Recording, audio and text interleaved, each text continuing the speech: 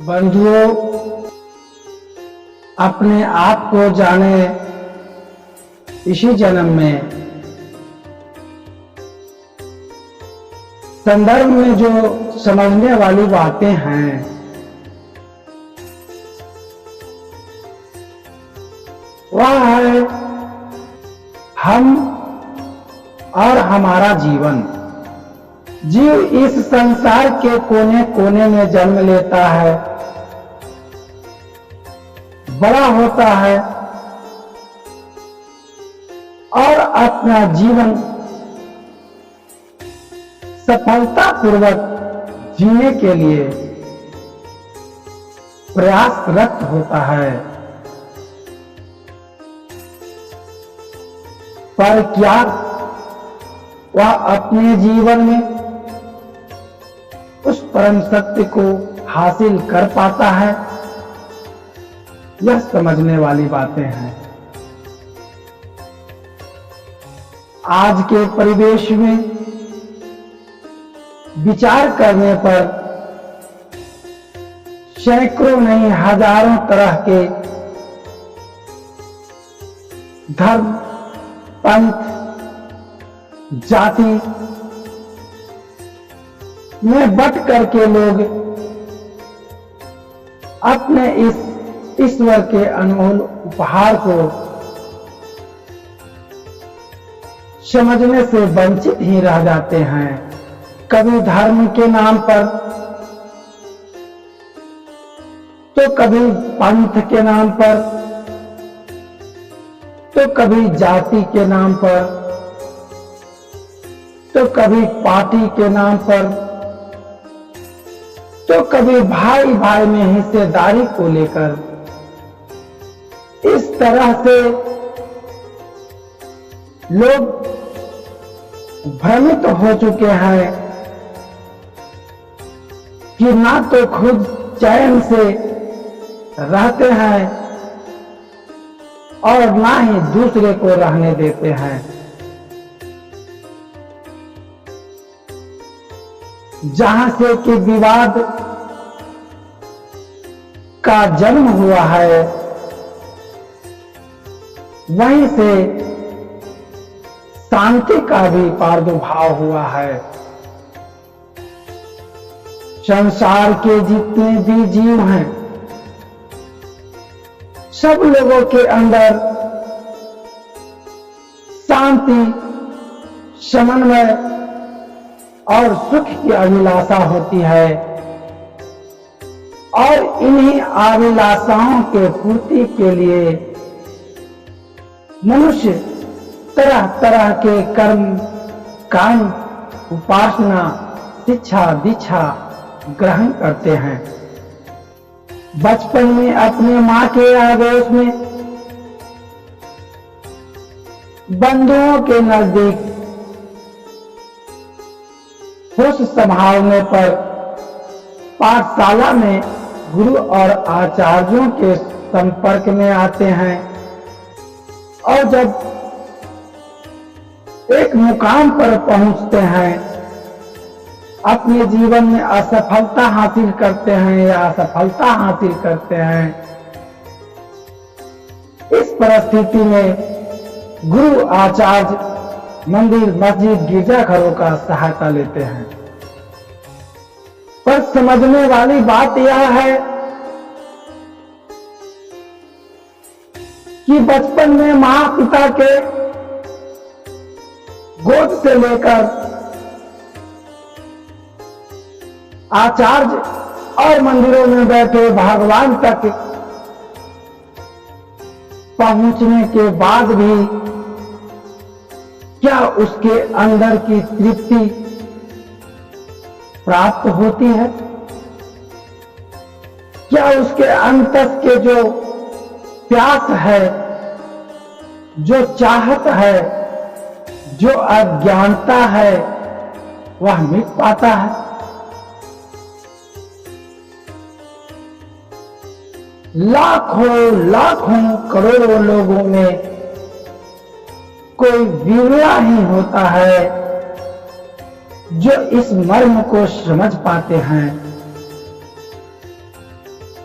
दोस्तों, जिस तरह से एक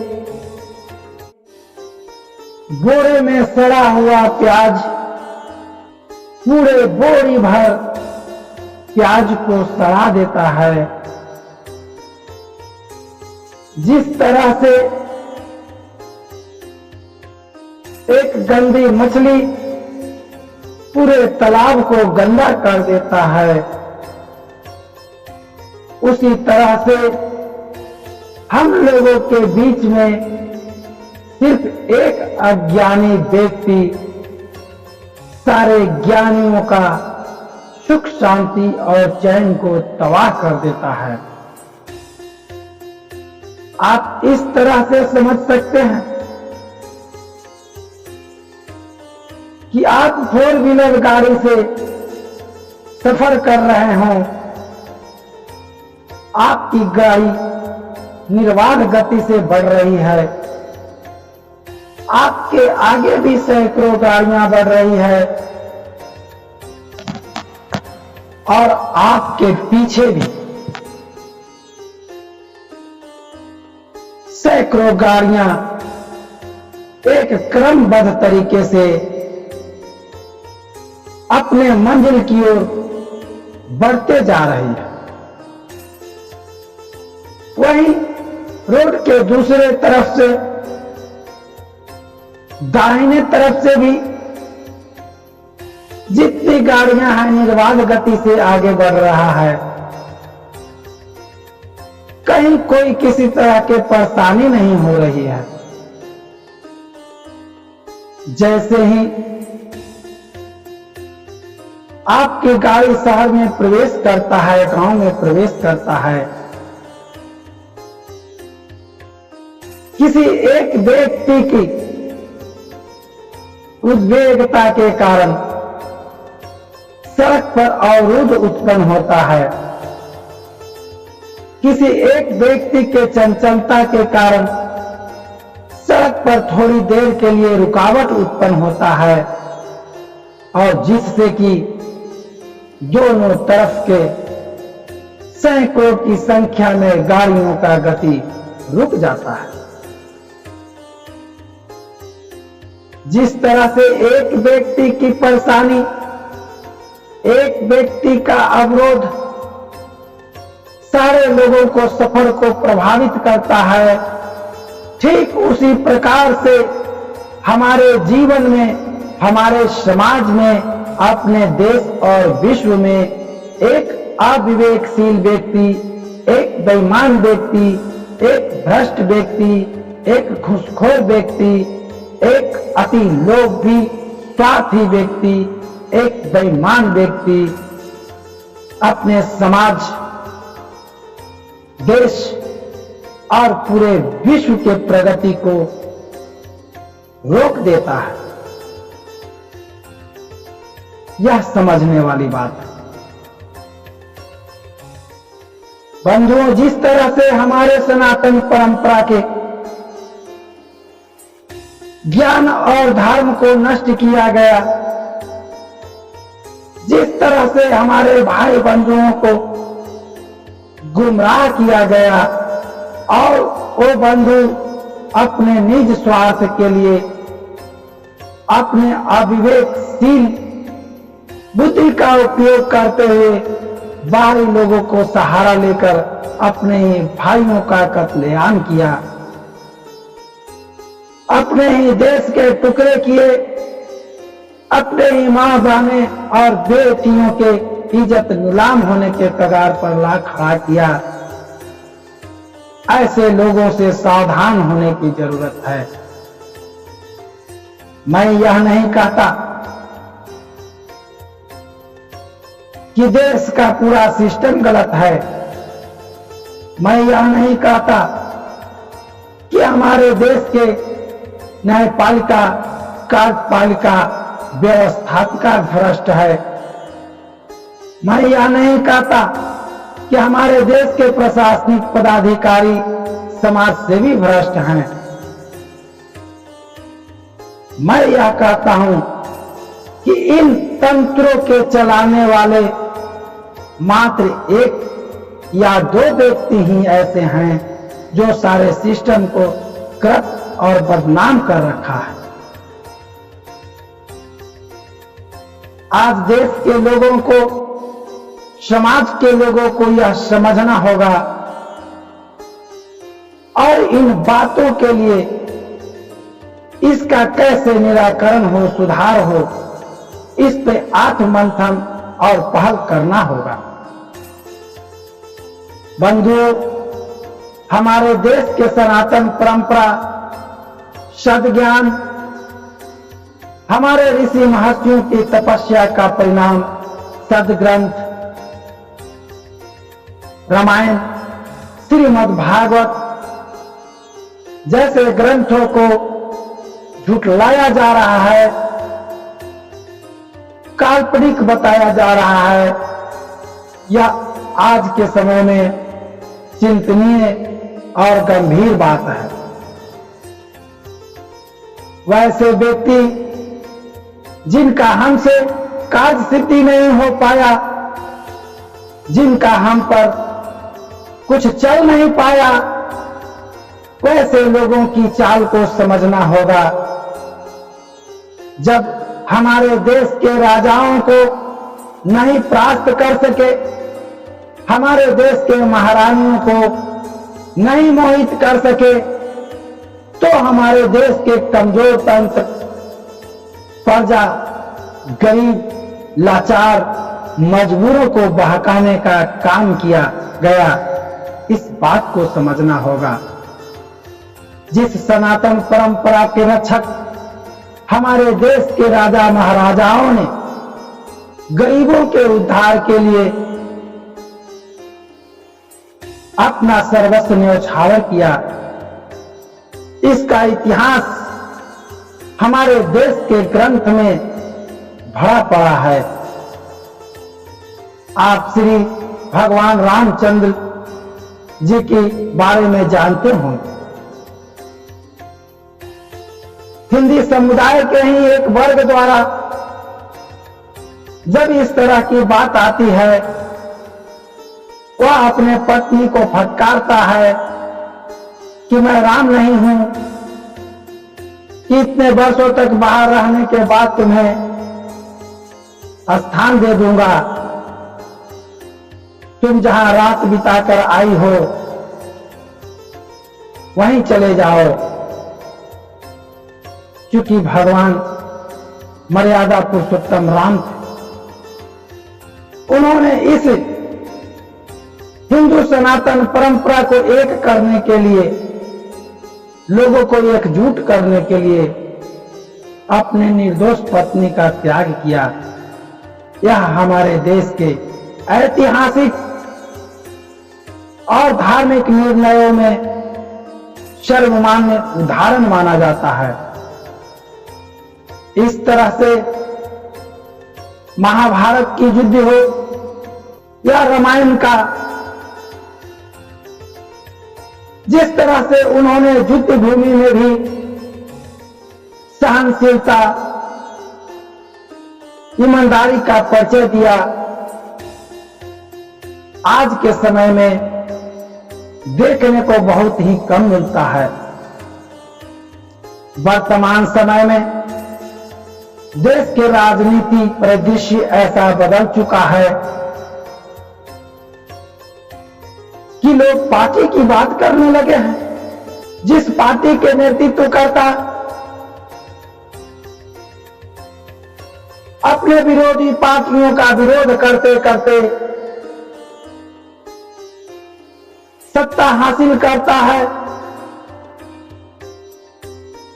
सत्ता हासिल करने के पश्चात कुछ वर्षों बाद वही विरोधी दल के पार्टियां उसको अच्छा लगने लगता है, उससे मैत्री कर लेता है, समझौता कर लेता है। बंधुओं, अग्नि का प्रवृत्ति है जलाने का, जिस रूप में भी हो उसका स्पर्श हमें जलन तेज और गर्मी महसूस कराएगा। उसी तरह से जो विरोधी कमे के लोग हैं, जिनका आचरण बेईमानी, घूसखोरी, पाखंड का बढ़ावा देना है, और अगर आप उसके साथ सहचरी बनते हैं तो कहीं ना कहीं आप भी उस भ्रष्ट सिस्टम का हिस्सा बन जाते हैं। आज के समय में अधिकांश लोग भ्रष्ट सिस्टम का हिस्सा बन चुके हैं। लोग ईमानदारी की बात करते हैं, सच्चाई की बात करते हैं, पर क्या वो अपने जीवन में कितना सच बोलते हैं, कितनी ईमानदारी से रह पाते हैं, इस पर विचार करने की जरूरत है। देश के बड़े बड़े पदाधिकारी, देश के बड़े बड़े समाजसेवी, जिनका कि दार्शनिकों के ज्ञान से कोई लेना देना नहीं है, जैसे कहा जाए मुख में राम बगल में छुरी वाली बात चरितार्थ होता है, तो आज जो लोगों के जीवन में इतनी तरह की परेशानियां आ रही है, इतने तरह के विकास होने के बावजूद भी, जैसे कहा गया है पानी बिन मीन प्यासी, मही सुनी सुनी आवे हासी। जो मछलियां 24 घंटे जल में रहती है, जल ही जिसका घर है, और अगर वह कहे कि मैं प्यासी हूं, मुझे प्यास लगा है, तो यह बहुत ही गंभीर बात है। आज वैज्ञानिकों ने जिस गति से, जिस तरह से वस्तुओं का निर्माण किया है, जिस तरह से लोगों को काम को आसान किया है, उसी तरह से, उसी गति से हम लोगों का पारिवारिक परिवेश, जिसे रहन सहन कह सकते हैं, उसमें विकृतियां उत्पन्न हो गई है। कुछ ही वर्षों की बात है कि लोग संयुक्त परिवार में रहा करते थे, जिसमें एक बड़ा परिवार हुआ करता था। दादा होते थे, पोता होते थे, पिता होते थे, चाचा होते थे, चाची होती थी। वर्तमान समय में लोग एकल परिवार में सिमट कर रह गए हैं। दादा दादी, चाचा चाची, फुआ फुफ्फी, नाना नानी सब रिश्ते से बाहर हो रहे हैं। यह निजी स्वार्थ, जिसमें पति पत्नी और बच्चे, और आज पश्चिमी सभ्यता के लोग की देखा है, इसकी प्रचलन हमारे देश में भी देखने को मिल रहा है। अब तो बच्चे से भी लोग दूर होने लगे हैं। बहुत सी माताएं अपने बच्चों को अपना स्वयं का स्तनपान न करा, बाहरी दवाइयां, बाहरी प्रोडक्ट्स पे निर्भर हो गई। उन्हें चिंता है कि कहीं उनकी सुंदरता में कमी न हो जाए, उनका शरीर की कसावट ढीला न पड़ने लगे। क्या यह सोच इस देश को, इस समाज को सही मार्ग पर ले जा रहा है? यह समझने और विचार करने की जरूरत है। बंधुओं, आज पूरे देश में नवरात्र का महात्योहार मनाया जा रहा है। वह त्योहार जो सदियों पहले आरंभ हुआ था, पर उस शक्ति की एहसास लोग आज भी करते हैं। ओ महाशक्ति, जिसकी आगोश में पूरा ब्रह्मांड समाया है, जिनसे सारी विद्याएं उत्पन्न हुई है। और हमारे भागवत पुराण में सृष्टि की उत्पत्ति भगवान ब्रह्मा, भगवान विष्णु, भगवान शंकर को जन्म देने वाली मां शक्ति के बारे में चर्चा है। मां ने 10 रूपों में जन्म लेकर इस संसार में पुनः धर्म की स्थापना की थी। जब देवताओं की शक्तियां भी हारने लगी, दुष्टों के प्रहार से पूरे धरती थर्रा उठा, संत जनों का जीना मुश्किल हो गया, सत्य मार्गी का जीवन में तरह तरह के अवरोध उत्पन्न किए जाने लगे। उन दुष्टों के संहार के लिए देवताओं ने मां शक्ति को निवेदन किया, जिसका परिणाम स्वरूप मां शक्ति स्वयं कई रूपों में अवतरित होकर इस धरती से पाप का नाश किया, पापियों का सर्वनाश किया।